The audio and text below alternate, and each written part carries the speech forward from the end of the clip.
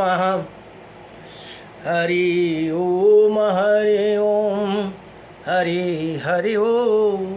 स्वस्ति। श्री गणेशाय नमः। ओम श्री सरस्वत्यै नमः। ओम श्री वेदपुरुषाय नमः। ओम श्री मातृपितृचरणकमलेभ्यो नमः। ओम श्री गुरुचरणकमलेभ्यो नमः।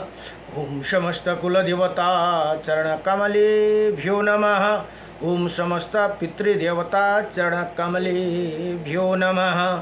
हरि ओम कृष्णं नारायणं वन्दे कृष्णं वन्दे व्रजप्रियं कृष्णं द्वैपायनं वन्दे कृष्णं वन्दे पृथासुतं वासुदेवं सुतः देवकं सचारुणमर्दनं देवकी परमानन्दं कृष्णं वन्दे जगद्गुरुं मुकुं करोति वाचालं पङ्गुं लङ्घयते गिरिं यत्कृपातमहं वन्दे परमानन्दमाधवं कस्तूरितिलकं ललाटपटले वक्षौ स्तूले कौस्तुभं नासाग्रवरमौक्तिकं करतले वेणुकरे कङ्कणं सर्वज्ञ हरिचन्दनसुललितं कण्ठे च मुक्तं बलिः गोपास्त्रीपरिवेष्टितो विजयते गोपालचूडामणिः वंशी विभूषितकर्णं नवनीरदाभात पीताम्बरदारुणामिम फलधरोष्टः पूर्णेन्द्रसुन्दरमुखः तरविन्दनेत्रात् कृष्णात् परं किमपि ततो अहं न जाने सच्चिदानन्दरूपायं विश्वोत्पत्यादिहेतवे त्रपत्राय विनाशायं श्रीकृष्णाय वयं नमः। हरि ओम। जय जय श्री राधे जय जय श्री राधे मेरी स्वामिनी मैं राधे जू की दास जन्म जन्म दीजियो मोहे श्री चरण को बस जन्म जन्म दीजियो मोहे श्री वृंदावन को बस। जय जय राधा रमण हरि जय जय नवल किशोर जय जय गोपी चितचोर प्रभु जय जय माखन चोर जन्म जन्म दीजियो मोहे श्री चरण कुबास जन्म जन्म दीजियो मोहे श्री वृंदावन को बास। नारायणं नमस्कृतं नरं चैव नरोत्तमं देवीं सरस्वतीं व्यासं ततो जयमुदीरयेत्। ओम हरि ओम श्री परमात्मने नमः। ओम गुरुर्ब्रह्मा गुरुर्विष्णु गुरुदेव महेश्वरः गुरुर्साक्षात् परं ब्रह्म तस्मै श्री गुरुदेव नमः। हरि ओम। अखण्डमण्डलकारकं व्याप्तैनं चराचरं तत्पदं दर्शितं येनं तस्मै श्री गुरवे नमः। हरि ओम नमो भगवते वासुदेव श्री गुरुदेव नमः। श्री गुरुदेव को चरण कमल ले भवसागर अवतरण सकूं जब जन्म भयो तब भूल भयो अब जीव सुधारो पाऊं परूं गुरुदेव हजूर को चरण कमल ले भवसागर अवतरण सकूं शिष्य भये कति ऊंचा हुदा हुन नीच भई मेरु छैनमति सब समगरी जब ज्ञान दियो अब गुण गाउन सक्छु कति जति भज्दछु शुद्ध हृदयले हरजी हरदम नित्य गरौँ गुरुदेव जुको चरण कमलले भवसागर अवतरण सकूं कर्म गरे जब मर्म बुझिन्न धर्म दियो तब करजी भए अर्पण रहेछ तडपन बिचमा अन्धो भई देव डुबन गई अब छैन केही को इच्छा यहाँ हजुरको चरणलाई पूजन सकूं गुरुदेव हजुरको चरण कमलले भवसागर अवतरण सकूं गुरु बिना ज्ञान न उपजे गुरु बिना मिले न मोक्षे गुरु बिना लिखे न सत्य को गुरु बिना मिटे न दोष नमो भगवते वासुदेवाय हरि ओम रया श्री विष्णु अष्टाविंशति नाम स्तोत्रम श्री अर्जुन उवाच किं नाम शास्त्राणि जपते च पुनः पुनः यानि नवानि दिव्यानि तानि चक्षुषा केशव ओम श्री भगवान् उवाच मत्स्यं कूर्मं वराहं च वामनं च जनार्दनं गोविन्दं पुण्डरीकाक्ष माधवं मधुसूदनं पद्मनाभं शास्त्राक्षं वनमाली हलायुधं गोवर्धनं हरिकेशौ वैकुण्ठं पुरुषोत्तमं विश्वरूपं वासुदेवं रामनारायणं हरिं दामोदरं श्रीधरं च वेदांगं गरुडध्वजम् अनन्तकृष्णगोपालं जपते नास्ति पातकं गावं कोटिः प्रदानस्यम् अशुमेधस्य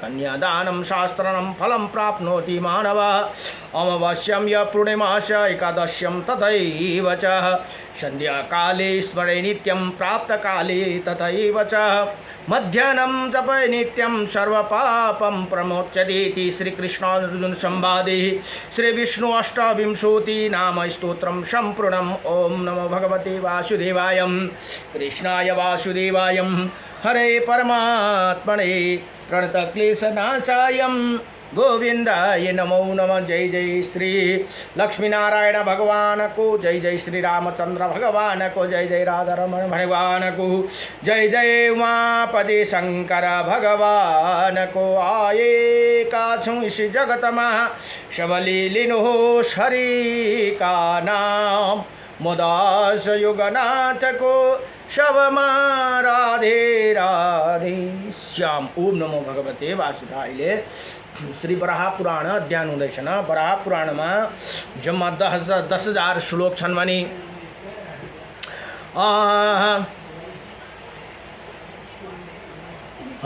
10,000 श्लोक छन् भने 182 अध्याय भनेर बताइन्छ। अब हिजोसम्म 100 अध्यायको प्रसङ्ग हिजो 128 अध्यायको प्रसङ्ग हिजो सक्यो भने आज 129 अध्यायमा पूजा विधि और ताम्र धातु की महिमा भनेर यहाँ तामाको जुन तामा धातु छ नि त्यस अब हल्ला नगरौँ है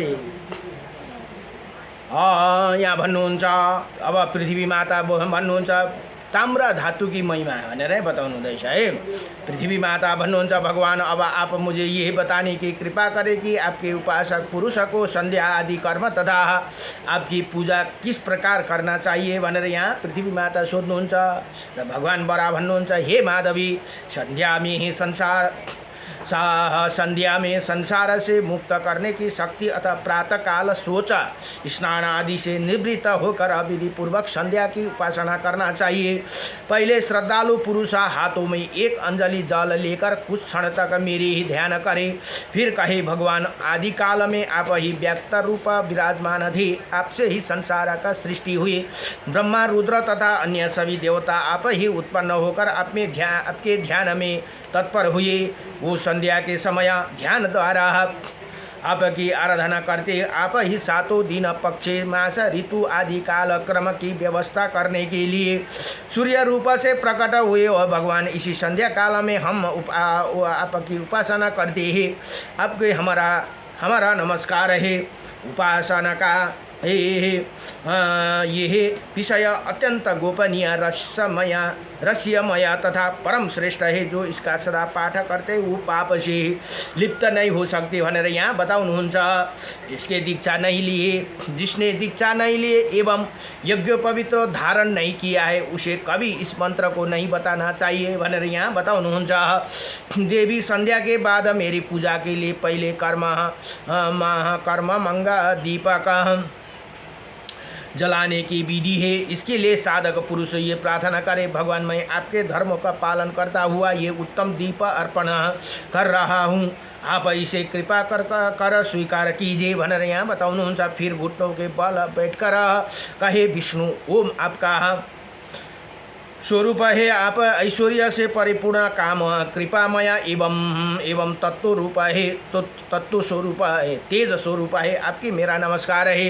भगवान आपकी आज्ञा से समस्त देवता अग्नि में निवास करते हैं। अग्नि में जो दाही का शक्ति है वो आपका ही तेज है। मुझमें और मंत्रों में भी आपका ही तेज काम करते हैं। यदि दीपक तथा सभी ये वैदिक मंत्र, तांत्रिक मंत्र भी आपका ही स्वरूप है और समस्त कल्याण स्रोत है। आपका ये दीपक स्वीकार करे भनेर यहाँ यसरी बताउनु भन्नुभयो। तदंतर मेरे भाइ सानुपार उपासक अर्घ पाद्य आचमन स्नानम चंदनम पुष्पम आदि से मेरी अर्चना करे। धूप दिखलाए धूप उत्तम गंध से युक्त मन को अलंकृत आकृष्ट करने वाला हो, उसी हाथों में लेकर ओम नमो नारायणाय इसी मंत्र का उच्चारण कर प्रकार कहे, हे केशव आपको अंग तो स्वभावतः सुगंधित है उसी, फिर भी ये मैं ऐसी सुंदर गंध वाले धूप को सुगंधित करना चाहता हूँ। फलस्वरूप मेरे ही सभी अंगों को गंध युक्त बनाने की कृपा करे हे प्रभु। आपकी ही धूप अर्पण करना साधक के लिए संपूर्ण संसार के मुक्त करने की परम साधन है। इसी प्रकार उत्तम दीप हाथों में लेकर घुटनों के बल बैठ कर जाए और पूजा कर पुनः कहे, हे विष्णु हूँ आपकी ही नमस्कार है। आप परम तेजस्वी है और संपूर्ण देवता अंत है, अग्नि में निवास करते और फिर अग्नि आपका ही तेज प्रतिष्ठित तेज स्वयं आपका आत्मा है। भगवान प्रकाशमान यही दीप तेजोमय संसार में मुक्त होने के लिए मैं इसी आपको अर्पण करता हूँ। आप इसे स्वीकार करे।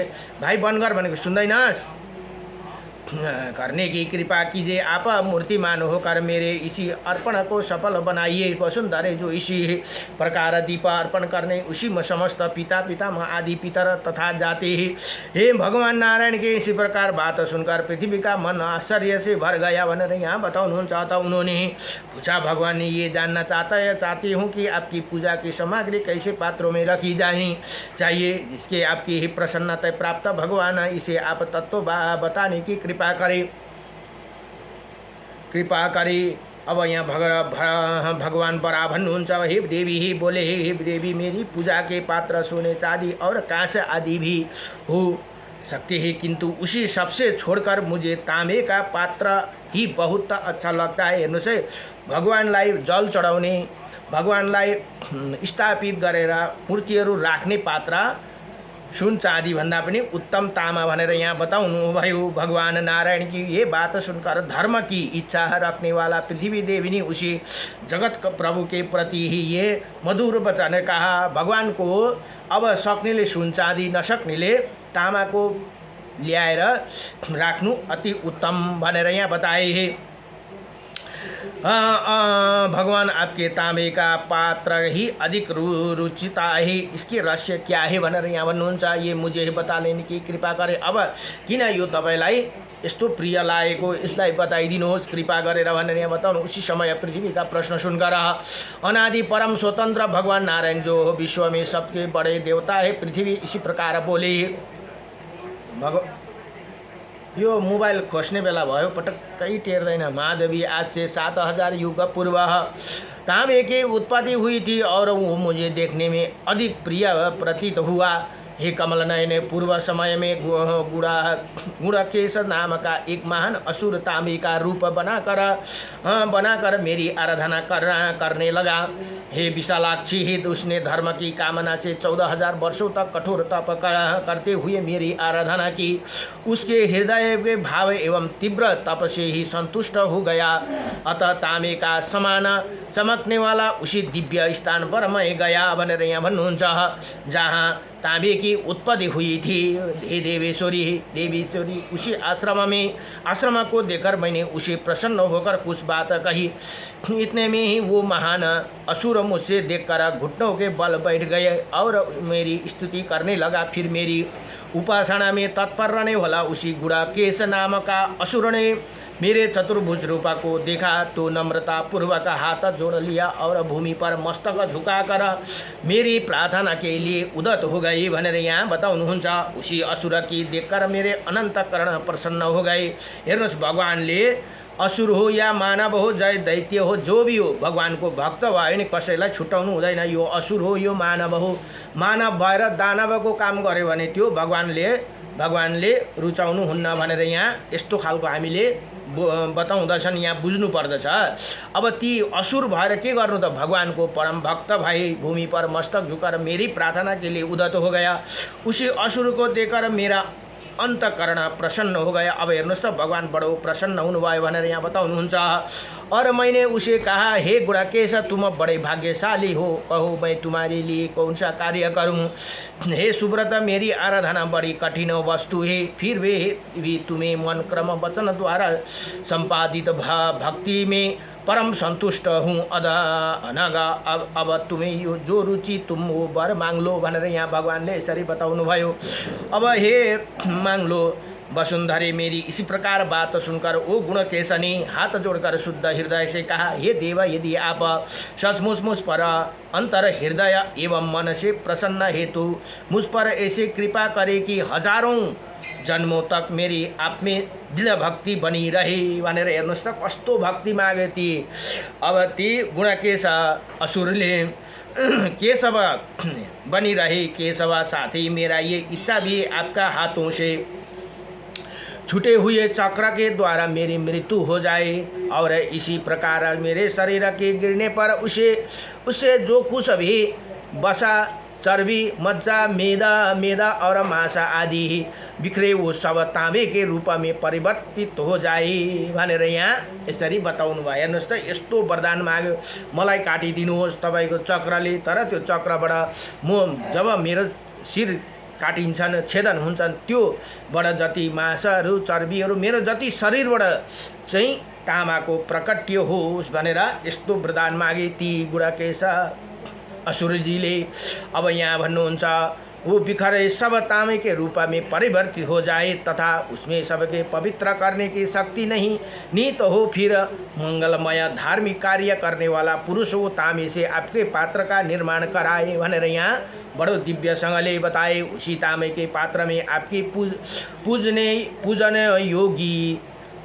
पूजन उपयोगी वस्तु रखकर साधक आपकी निवेदन करे तथा उसी अर्पित की हुई वस्तु आप पूर्ण प्रसन्न हो भगवान भनेर यस्तो दिव्य वरदान मागे। यदि आप प्रसन्न है तो मुझ पर ये वर देने की कृपा करे भनेर यहाँ उसी समय भगवान नारायण गुड़केश ने कहा, हे असुरराज, तुमने उग्र तप करते समय जो कुछ भी सोचा है वो सब वैसे ही होगा। जब तक मेरे बनाया हुआ संसार स्थित रहेगा तब तक तुम ताम्रमय बनकर मुझ में स्थित रहोगी। हे सुब्रते, उसी समय से गुड़केश का शरीर ताम्रमय बनकर जगत में प्रतिष्ठित हुए भनेर यहाँ बताउनु भयो। इसीलिए तांबे के पात्र रखकर जो वस्तु मुझे भगवान में अर्पित की जाती है उसे मुझे बड़ी प्रसन्नता होती है भनेर यहाँ बताउनु भयो।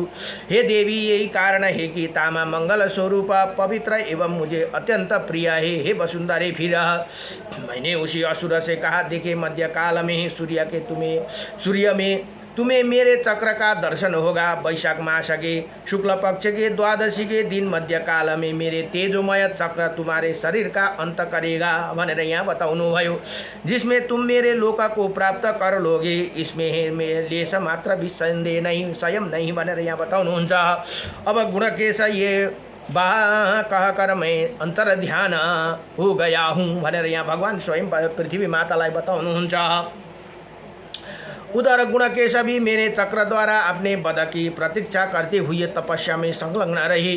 उसकी इसी प्रकार सोचते सोचते वैशाख मास के शुक्ल पक्ष वो द्वादशी तिथि आ पहुँची। उसी दिन उसे अपना धर्म निश्चय करे मेरी पूजा की और प्रार्थना में संलग्न हो गई। फिर कहने लगा, प्रभु आप अग्नि के समान अपने तेजोमय चक्र को छोड़िए, जैसे मेरे अंग भली भांति ही छिन्न भिन्न हो जाए, मेरे आत्मा शीघ्र ही आपको प्राप्त कर ले भनेर यहाँ यस्तो दिव्य प्रार्थना गरे ती गुणकेश असुरजीले। अब भगवानको भक्तलाई त सम्बोधन गर्नु पर्यो नि, असुरजी भन्नु पर्यो, प्रहलादजी, बलि राजाजी भन्नुपर्छ। यसरी भगवानको बडा भक्त भले असुर भएर के गर्नु त हो, हामी मानवभन्दा पनि 10,000 गुणा उनीहरू श्रेष्ठ छन्। त्यही कारण यहाँ पनि गुणकेशजी भनेर हामीले सम्बोधन गर्नुपर्दछ। यस्तो भगवानको परम भक्त। इसी प्रकार गुणकेश मेरे चक्र द्वारा विदीर्ण होकर मुझमें लीन हुआ और उसे संसार में तामा उत्पन्न हुआ, उसकी रक्त सुवर्ण हुआ और उसके शरीर को हड्डी चाँदी बनी भनेर यहाँ हेर्नुहोस् त के हो। यति मात्रै होइन, चाँदी उसको चक्र द्वारा विदीर्ण होकर मुझमें लीन हुआ, भगवानमा लीन भयो उसको आत्मा। तर उसके मांस से यो मासुबाट तामा उत्पन्न हुआ, उसके रक्तबाट हेर्नुहोस् त त्यस्तो भगवानको परम भक्ति, उसकै रक्तबाट सुवर्ण। आज हामी महत्त्वपूर्ण सुन दिन्छौँ नि, भगवानलाई चढाउँछौँ सुन, उसको रक्तबाट सुन भयो भने और उसके शरीर की हड्डीबाट चाँदी बनी भनेर यहाँ यस्तो दिव्य वचन बताउनु भयो। उसके अन्य धातु भी तेजस धातु के रूप में परिवर्तित हो गई और वो ही रागा शीशा, हेर्नुहोस् त रागा शीशा टीना काँसा आदि बने तथा उसके मैल से अन्य प्राकृतिक खनिज गंध आदि द्रव्य का प्रादुर्भाव हुआ। हे देवी भनेर यहाँ भगवान पृथ्वी मातालाई भन्नुहुन्छ। इसलिए तामे के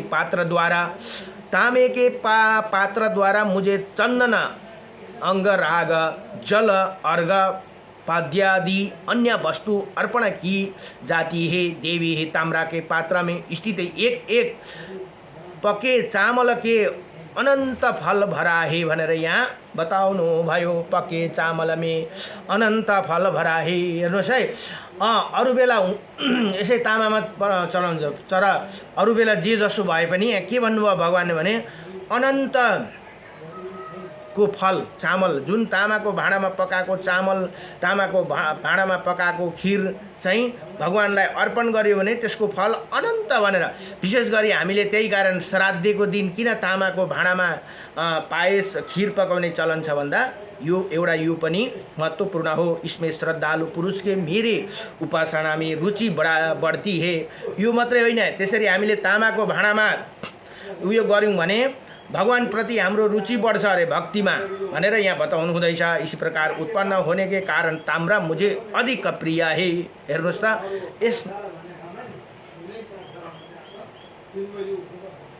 यसै यहाँ भन्नुहुन्छ अत्यन्तः प्रदीक्षितः। इसे श्रद्धालु पुरुष मेरे उपासना में रुचि बढ़े। इसी प्रकार उत्पन्न होने के कारण ताम्रा मुझे अधिक प्रिय है। दीक्षित पुरुष इसी ताम्रा पात्र में ही पाद्य एवं अर्घ देते हैं। देवी इसी प्रकार मैंने दीक्षित विधि एवं तांबे की उत्पत्ति का प्रसंग का तत्व वर्णन किया। अब तुम दूसरी कौन सी बात पूछना चाहती हो वो बतलाओ भनेर यहाँ बताउनु भयो। यति भनेर श्री बराह पुराण को 129 अध्याय संपूर्ण भयो। नमो भगवते वासुदेवाय कृष्णाय वासुदेवाय हरे परमात्मने नमः। प्रणतक्लेशनाशाय गोविंदाय नमो नमः। श्री कृष्ण गोविंद हरे मुरारी हे नाथ नारायण वासुदेव। नमो भगवते वासुदेवाय।